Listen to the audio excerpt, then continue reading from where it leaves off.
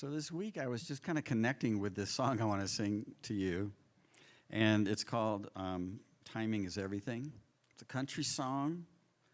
Comes out of a movie, maybe you saw it, called Country Strong with Gwyneth Paltrow and a couple others. And I just felt like I wanted to sing it to you. It really has nothing to do with anything other than it's a cool song.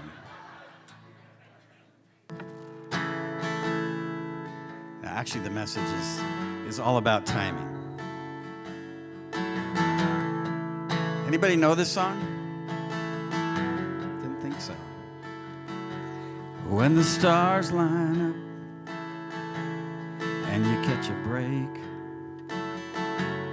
people think you're lucky, but you know it's grace. It can happen so fast or a little bit late. Timing is everything.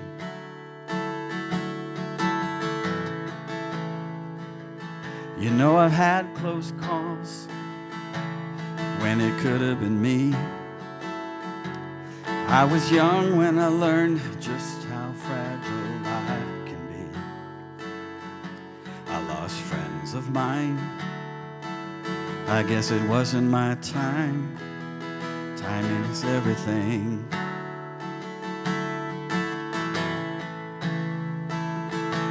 And I could have been the child that God took home. And I should have been, I would have been one more unfinished song. And when it seems a rhyme is hard to find, that's when one comes along just in time. And I remember that day when our eyes first met, Andrea. You ran into the building to get out of the rain because you were soaking wet. And as I held the door, you wanted to know my name. Timing is everything.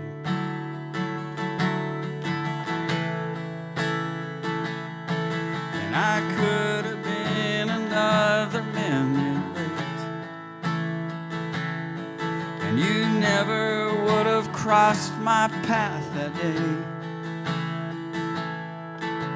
And when it seems true love is hard to find, that's when love comes along just in time.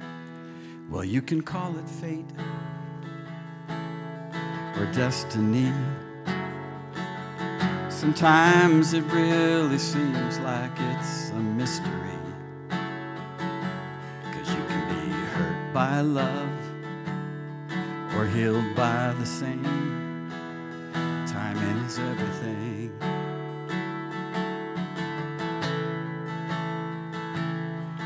It can happen so fast or a little too late. Timing is everything.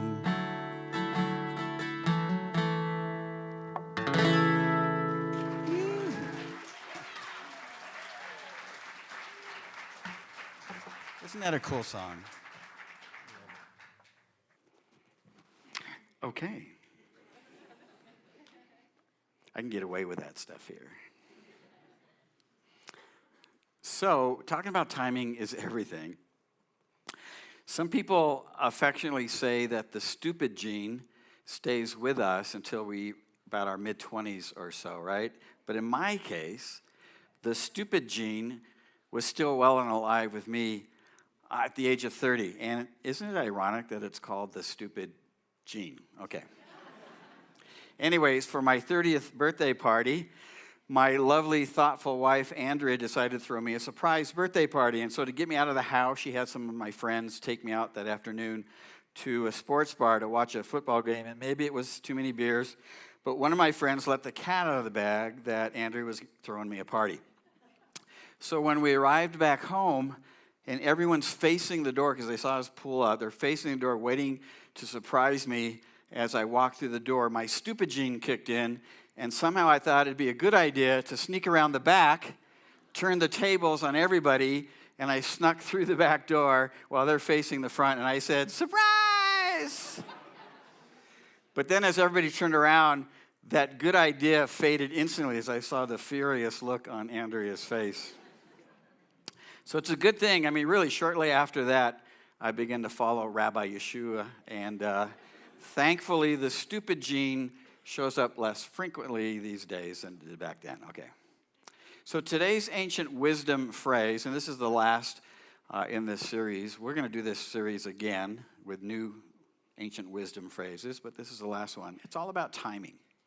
And it comes from a quote from Rabbi Hillel. Maybe if you were here last week, I mentioned him, and he made this around the 1st century BCE, and this quote is one of the most famous phrases in the Jewish world, throughout the Jewish world, and it's found in something called the Mishnah in a section called the Ethics of the Fathers.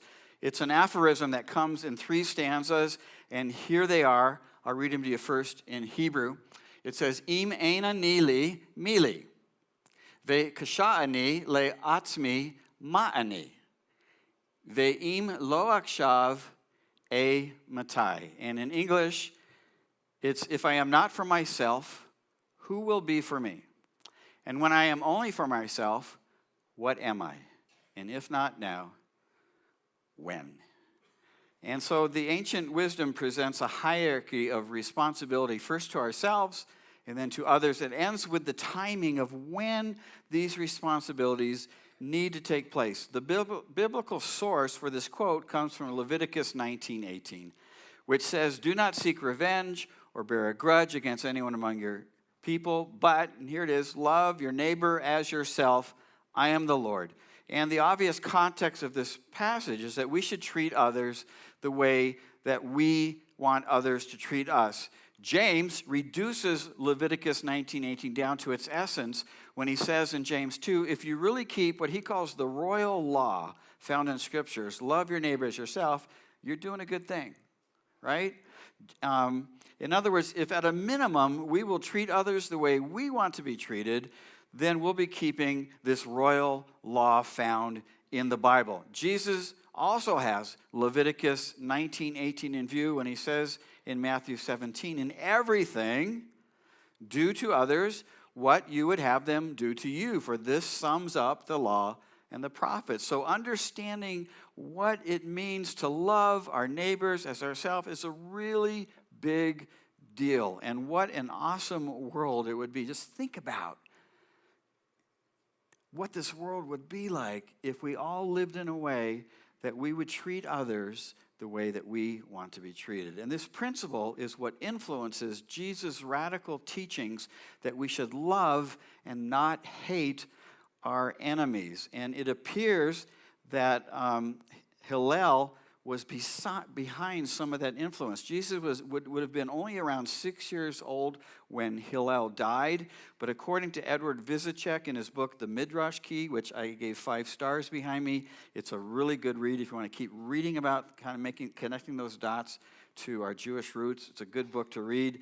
He makes a pretty persuasive case that Jesus often taught in ways that aligned with the perspectives of Hillel. They seem to have a kindred connection. Even after Jesus dies and he rises from the dead and he sends back to heaven, his grandson, whose name is Gamaliel, he's the rabbi that the Apostle Paul studied under. He spoke up against some Jewish leaders in Acts chapter 5 who wanted to put Peter and John to death because they're sharing about Jesus and they're healing people in his name. And so he shows up at their trial. This is a big deal for a guy like him to show up. And he comes to their defense, and in Acts chapter 5, verse 38, 39, he says, in this present case, I advise you, leave these men alone. Let them go. For if their purpose or activity is of human origin, they're going to fail. But if it's from God, you will not be able to stop these men. You'll only find yourselves fighting against God. That's pretty amazing. And so it appears that there was not only a kindred connection that existed between Jesus and Hillel, but that kindred connection appears to have lived on between Hillel's grandson, Gamaliel, and this new radical group of Jesus followers. And because it's cool to connect the dots between Hillel's family and Jesus, right? And Jesus and his followers, because it gives a little more of a spiritual punch to this ancient phrase that we're looking at today. And so treating people the way we want to be treated is the basic way to interpret what it means to love our neighbors as ourselves. It's a simple yet very radical way to live life. But there have been many throughout history, including Hillel, who see an even deeper layer of teaching about what it means to love our neighbor as ourselves. And this deeper layer of teaching is reflected in Hillel's 3 stanzas. If I am not for myself, who will be for me? When I am only for myself, what am I? And if not now, when? So let's break it down by looking at each stanza in the order that Hillel presents them, because they're in that order for a reason. First one, if I am not for myself, who will be for me? And Hillel isn't saying something like, it's a dog-eat-dog world out there. No one else will have your back except you. You have to look out for number one, right? This ancient phrase is not about the survival of the fittest. It's about personal responsibility. It is the responsibility of each person to ensure their well-being, because the scriptures say that we should love others as or like we love ourselves. So some of you are a little older here, but some of you who were around in the 80s or so will know that there was a big debate that was going on in the 80s, at least it was in the world that I lived in, because I was in seminary at the time. And the debate is whether or not the Bible teaches self-love. And I received a master's in 1989 from Talbot Theological Seminary in California. And during my years there, this question was fiercely debated, particularly between the seminary students at Talbot and the psychology students at Rosemead School of Psychology. And the overall opinion of most professors and students in the School of Theology was that the Bible absolutely does not teach self-love. Their argument was that Jesus taught self-sacrifice, not self-love, and that the two are totally incompatible with each other. And they mostly use Philippians 2, 5 through 8 as their proof text. And if you put that up there, you can kind of see as I go through it, this passage tells us that we're supposed to be like Jesus, who became nothing when he came to earth. He took on the lowest form of a human being. He lived his entire life sacrificially all the way to his last breath on a cross. And I have to admit, at face value, it was a pretty persuasive argument. But having a Jewish background, where self-love is a natural part of our DNA, I wasn't easily buying this argument. And so one day in the middle of yet another heated debate on this topic, I suggested that we see how this argument holds up by taking a close look at how Jesus actually lived his life. And so I said, you say Jesus spent his entire life living sacrificially for others, and so that would mean he wouldn't have any time to eat or to drink. I mean, that's pretty selfish. And then he never slept, or never took time to relax or have fun, or to get some quiet time with God. He was like the Energizer buddy that just kept going and going while giving and giving and giving his life away until his very last breath on the cross. And if that was actually how Jesus did live his life, he most likely would have only survived about a week or two at the most. And then I said, thankfully, that's not how Jesus lived his life. And I said to them, you quoted a very powerful verse, but you seem to have forgotten the 3 verses that immediately precede this section. It's always important to get all of it, right? And I quoted Philippians verse 2, verses 3 through 5, which starts out, do nothing from selfish ambition or conceit, but in humility count others more significant than yourselves, which at first glance, if we were to stop right there, actually seems to support their argument. But look at the very next sentence. You cannot miss this sentence. Let each of you look not only to your own interests, oh, wait a minute, that seems selfish, but also to the interest of others. And when I threw it out there, it was awesome because they all said, I never really noticed that. Even the professor of the class, which was awesome.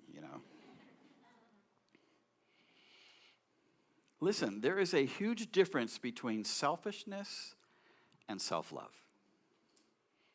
You won't find one single passage in the Bible encouraging us to be selfish, but you also won't find one single single passage encouraging us to ignore taking care of ourselves. And this entire section in Philippians chapter 2 is no exception. We are to look not only to our own interest, but to the interest of others as well. And can I be so bold as to say, here's another good principle to know, that the more we take care of ourselves, the more capacity we will have to take care of others. The more we esteem ourselves, the more we will esteem others. I don't know if you've noticed how haters typically have very low self-esteem. They hate themselves. And so they do unto others as they do unto themselves, which is a perversion of the royal law found in Scriptures. The deeper layer of teaching behind loving our neighbors as or like we love ourselves is that when we care for ourselves, it increases our capacity to care and love for others. And it's like the metaphor of breathing. If we only breathe in, meaning take care of ourselves, it's not a sustainable model, right? And likewise, if we only breathe out, if we only take care of others, that's not a sustainable model either. Likewise, and so God built us in a way that we are to take care of ourselves, breathe in, and take care of others. Breathe out. Take care of ourselves. Take care of others. This is God's sustainable model to support human flourishing in our world. If I am not for myself, who will be for me? The answer? I need to be for myself, right? Okay. And that brings us to the second stanza. When I am only for me, what am I? Now, one of my favorite movies is Jerry Maguire. One, because I cry through the whole thing, but mostly because of the awesome one-line quotes that you can use in your own life, okay? Here's two of them in a really short clip.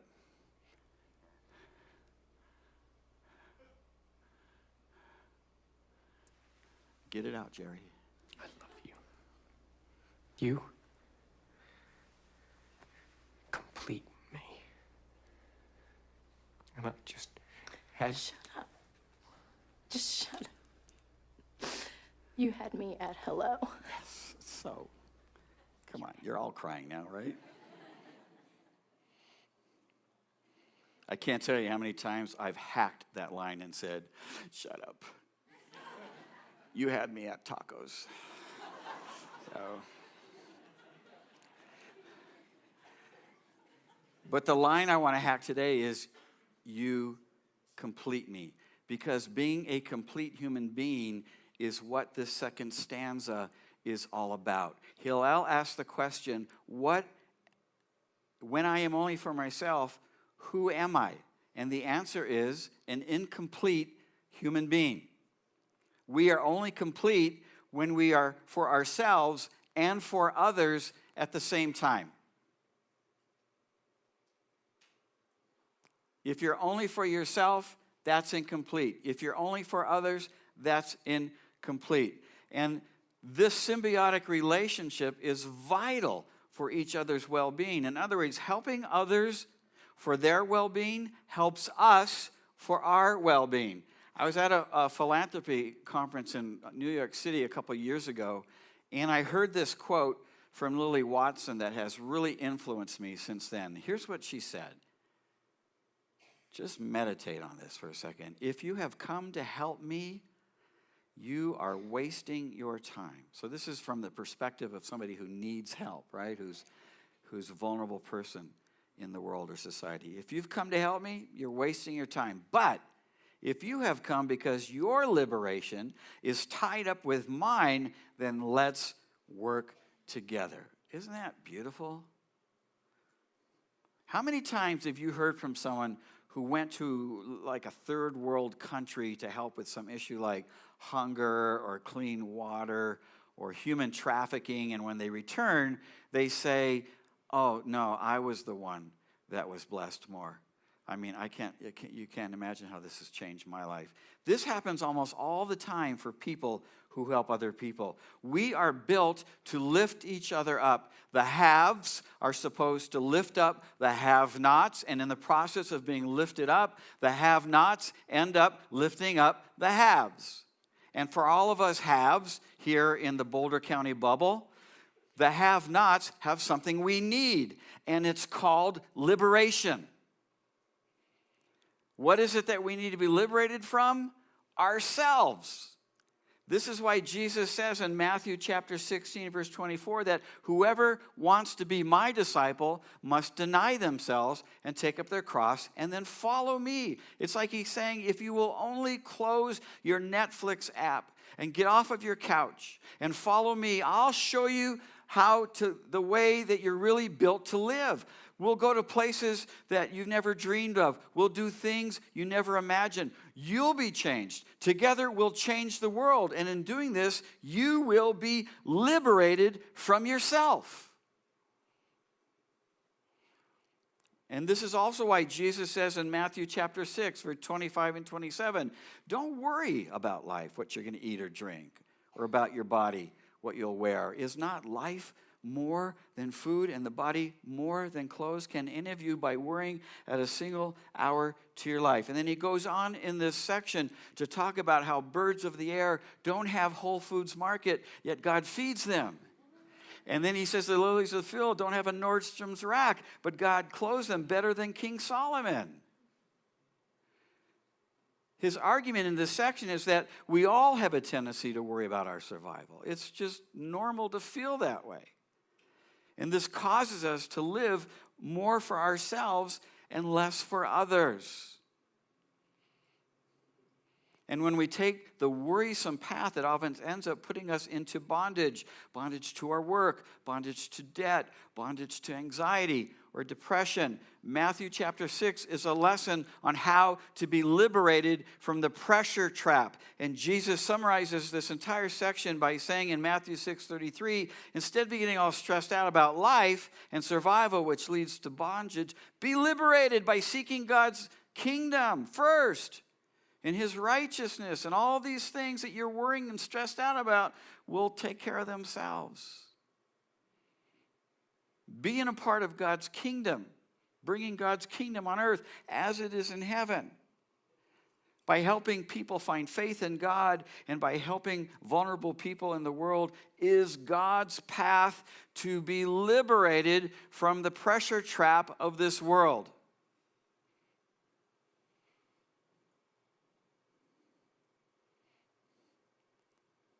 When I am only for myself, who am I?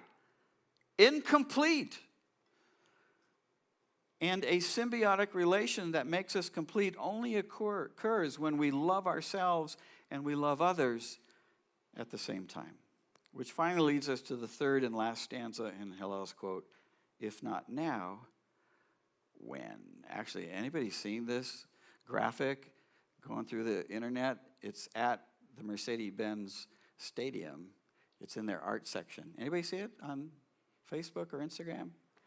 This quote is huge on a wall there. Okay. This last stanza is about the timing, right? Timing is everything. This last stanza is about the timing of when we should take the time to love ourselves and the time to love others. And of course, the answer to this is right now and not tomorrow or next week or next year. Jesus concludes in Matthew 6 with this, therefore do not worry about tomorrow, for tomorrow will worry about itself. Each day has enough trouble of its own. How many people know that? Yes. Now, if you take the time to do a study in the Bible on the words today and tomorrow, you're going to make an interesting observation. You're going to discover that living for today is associated more with faith, and living for tomorrow is associated more with a lack of faith. For instance, faith in Jesus points us. I have no idea what that says, okay? What he says in Matthew 6, he's pointing us to say, you see how God feeds the birds, and you see how he clothes the lilies of the field. So don't worry about tomorrow. Instead, live for today. Be available and present in every moment. Psalm 95 talks about how God is our shepherd and we're his sheep, and how he wants to lead us, and conversely how he wants us to follow him by faith. And so in verse 7 and 9 he says, today, if you hear his voice, do not harden your hearts as you did in Meribah. He's talking about the Israelites. As you did that day in Massah in the wilderness, where your ancestors tested me and tried me, though, listen to this, though they had seen what I did 40 years. For 40 years, God is saying, you saw how I sustained you supernaturally in the desert. So today, don't harden your hearts if you hear me asking you to do something. Don't say, I'll get to this tomorrow or next week. I'm working on a few things right now. It's going to be a lot busier in about a month from now. Instead, God says, no, exercise faith in every moment that you believe that God is leading you.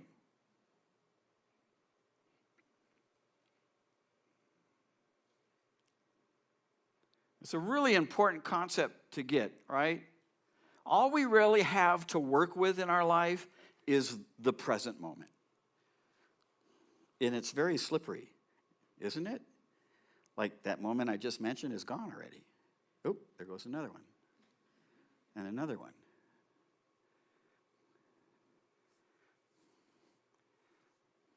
Everything else is a moment that's already passed. That's called yesterday. Or a moment that has yet to arrive. That's called tomorrow. Many of us miss being present in this moment because we're stressed out about wounds or regrets from our past, or fears and anxiety about our future. But moments only last a moment, and then they're gone. And when we find ourselves stuck in the past or freaked out about the future, we tend to miss the moment. We're not present in the moment when God often calls, what God often calls in the Bible, today, right now. And when we miss the moment, we miss the possibility of living by faith. Every moment is an opportunity to live by faith.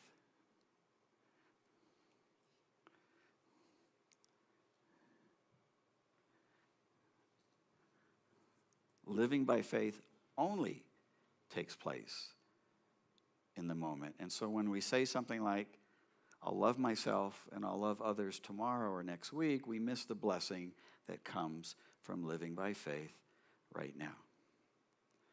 Better to spend time figuring out how to heal from our wounds of the past or our fears about the future so that we can live fully for God in each and every moment of our lives.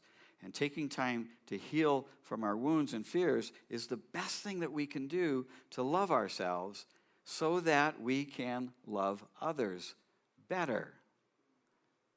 If not now, when? So worship team can come up, and let me conclude. I want to give you 4 really simple ways how you can love yourself and love others. Actually, let me say it better.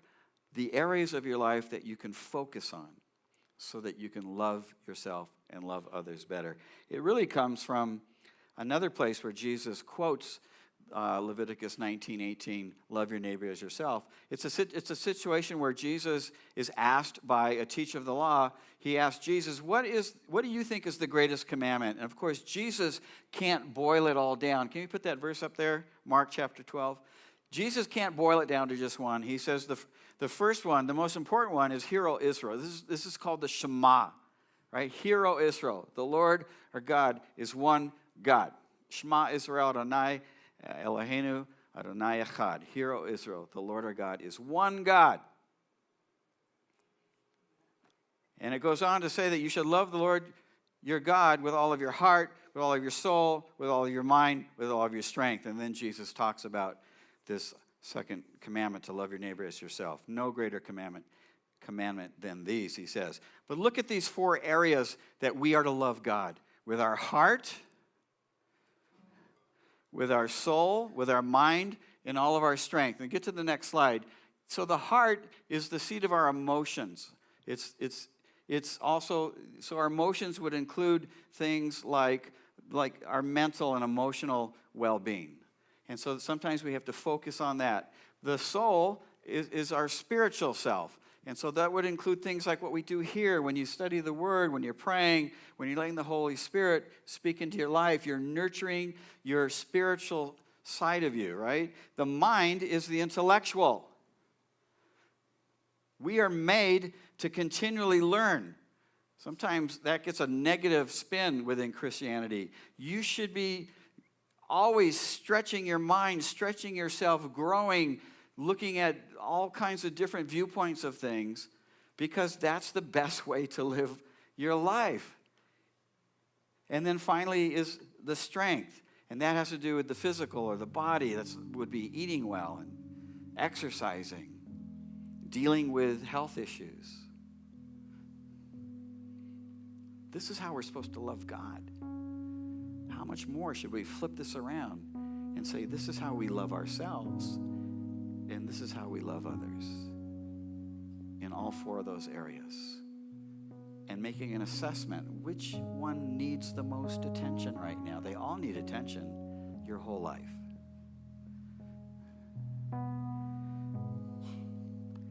And then let me just wrap it up by saying this. It says in 1 John chapter 4, I think it's verse 4, but I might be wrong. We love because God first loved us.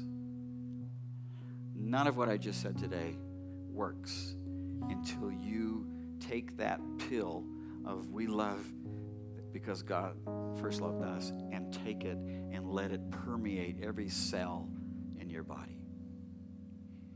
Because that is our motivation to take care of ourselves and to take care of others. God left heaven. He broke through that barrier between heaven and earth. He came to earth and he gave himself up. Why? Because he loves us. And he would climb any mountain, break through any wall, any barrier to do it.